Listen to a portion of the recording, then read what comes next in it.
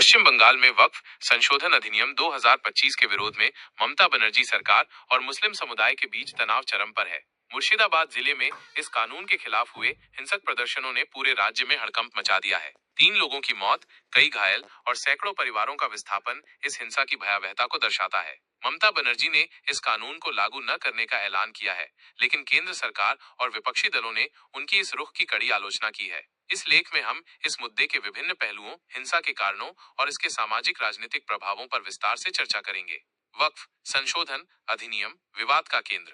वक्फ संशोधन अधिनियम 2025 को 5 अप्रैल 2025 को संसद ने पारित किया और राष्ट्रपति की मंजूरी मिलने के बाद ये कानून बन गया। इस कानून का उद्देश्य वक्फ संपत्तियों के प्रबंधन में पारदर्शिता लाना और सरकारी हस्तक्षेप को बढ़ाना है। केंद्र सरकार का दावा है कि ये कानून अल्पसंख्यक समुदायों, खासकर मुसलमानों के हित में है। हालांकि विपक्ष और मुस्लिम संगठनों ने इसे मुस्लिम विरोधी करार देते हुए इसका कड़ा विरोध किया है। उनका कहना है कि ये कानून वक्फ बोर्ड की स्वायत्तता को कमजोर करता है और मुस्लिम समुदाय की संपत्तियों को हड़पने की साजिश है। पश्चिम बंगाल की मुख्यमंत्री ममता बनर्जी ने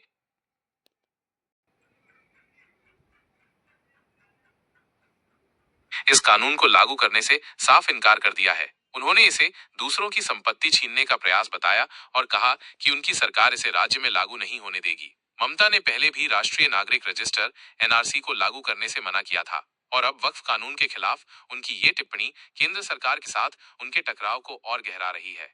मुर्शिदाबाद में हिंसा एक त्रासदी। मुर्शिदाबाद, जहां मुस्लिम आबादी बहुसंख्यक है, इस कानून के विरोध का मुख्य केंद्र बन गया। 8 अप्रैल 2025 को शुरू हुए प्रदर्शन 11 और 12 अप्रैल को हिंसक हो गए। प्रदर्शनकारियों ने वाहनों में आग लगा दी, रेलवे ट्रैक अवरुद्ध किए और दुकानों व घरों में तोड़फोड़ की। इस हिंसा में 3 लोगों की मौत हो गई, जिनमें एक पिता पुत्र की जोड़ी हरगोबिंद दास 72 और चंदन दास 40 और एक अन्य व्यक्ति एजाज अहमद शामिल थे।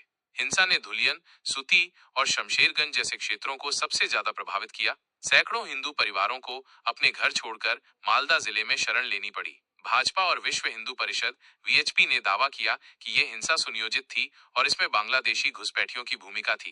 केंद्रीय गृह मंत्रालय को दी गई एक प्रारंभिक जांच रिपोर्ट में भी इस बात का उल्लेख है कि हिंसा में बांग्लादेशी तत्व शामिल थे, जिन्हें स्थानीय तृणमूल कांग्रेस टीएमसी नेताओं का समर्थन प्राप्त था। हालांकि ममता बनर्जी ने इन आरोपों को खारिज करते हुए कहा कि उनकी पार्टी हिंसा में शामिल नहीं थी, क्योंकि विपक्षी नेताओं के घर भी निशाना बने। ममता बनर्जी की प्रतिक्रिया। ममता बनर्जी ने हिंसा के बाद शांति की अपील की और लोगों से कानून को अपने हाथ में न लेने का आग्रह किया। उन्होंने कहा, हर किसी को शांतिपूर्ण प्रदर्शन करने का अधिकार है, लेकिन हिंसा स्वीकार्य नहीं है। 15 अप्रैल 2025 को ममता ने कोलकाता के नेताजी इंडोर स्टेडियम में राज्य के इमामों, मुअज्जिनों और मुस्लिम समुदाय के प्रतिनिधियों के साथ एक बैठक की। इस बैठक में पश्चिम बंगाल के नगरपालिका और शहरी विकास मंत्री फिरहाद हकीम भी मौजूद थे। सूत्रों के अनुसार ममता ने इस बैठक में वक्फ कानून के खिलाफ अगली रणनीति पर चर्चा की और हिंसा को रोकने के उपायों पर जोर दिया। ममता ने यह भी दोहराया कि उनकी सरकार वक्फ कानून को लागू नहीं होने देगी। उन्होंने कहा, जैसे हमने बंगाल में एनआरसी को लागू नहीं होने दिया, वैसे ही इस कानून को भी लागू नहीं होने देंगे। हालांकि केंद्रीय अल्पसंख्यक मामलों के मंत्री किरेन रिजिजू ने ममता के इस रुख की आलोचना करते हुए कहा कि एक मुख्यमंत्री संवैधानिक कानून को लागू करने से इनकार नहीं कर सकती। उन्होंने ममता पर हिंसा भड़काने का आरोप लगाया। विपक्ष का हमला।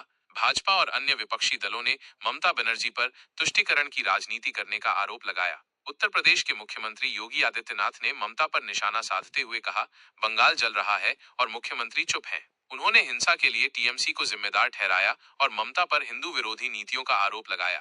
भाजपा के राष्ट्रीय महासचिव तरुण चुग ने ममता को नया जिन्ना तक कह डाला।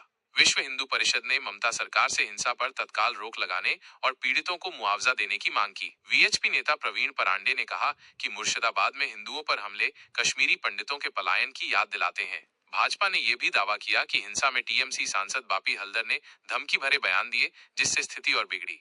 कानूनी और सामाजिक प्रभाव। कलकत्ता उच्च न्यायालय ने हिंसा को गंभीरता से लेते हुए मुर्शिदाबाद में केंद्रीय सशस्त्र बलों की तत्काल तैनाती का आदेश दिया। कोर्ट ने राज्य सरकार की निष्क्रियता पर सवाल उठाए और कहा कि पहले केंद्रीय बलों की तैनाती से हिंसा को रोका जा सकता था। राष्ट्रीय मानवाधिकार आयोग एनएचआरसी ने भी हिंसा की जांच के लिए एक टीम भेजी है, जिसे 3 सप्ताह में अपनी रिपोर्ट सौंपनी है। सुप्रीम कोर्ट में भी इस कानून के खिलाफ 16 अप्रैल 2025 को 15 याचिकाओं पर सुनवाई होनी है। याचिकाकर्ताओं ने मांग की है कि हिंसा की जांच एक विशेष जांच दल एसआईटी से कराई जाए। इस बीच इंटरनेट सेवाओं को निलंबित कर दिया गया है ताकि अफवाहें न फैलें। पुलिस ने अब तक 210 लोगों को गिरफ्तार किया है और स्थिति धीरे धीरे सामान्य हो रही है। सामाजिक तनाव और भविष्य। मुर्शिदाबाद की हिंसा ने हिंदू और मुस्लिम समुदायों के बीच तनाव को बढ़ा दिया है। भाजपा का दावा है कि ममता की वोट बैंक की राजनीति ने कट्टरपंथी तत्वों को बढ़ावा दिया है, जबकि टीएमसी का कहना है कि विपक्ष धार्मिक ध्रुवीकरण की कोशिश कर रहा है। हिंसा ने स्थानीय लोगों में डर और अनिश्चितता पैदा कर दी है। कई परिवार जैसे सप्तमी मंडल